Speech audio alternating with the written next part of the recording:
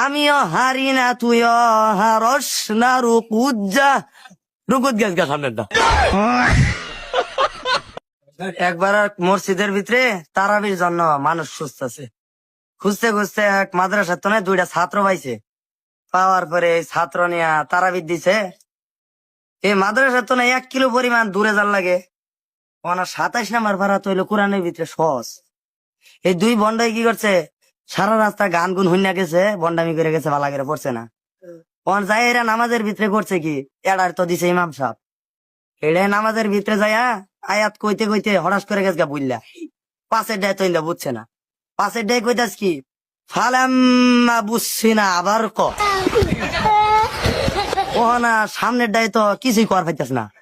পাশের ডায় বুদ্ধি করে কইলো কি, আমিও হারি না তুইও হারস না রুকুজ্জা রুকুত গেছ গা সামনের দা।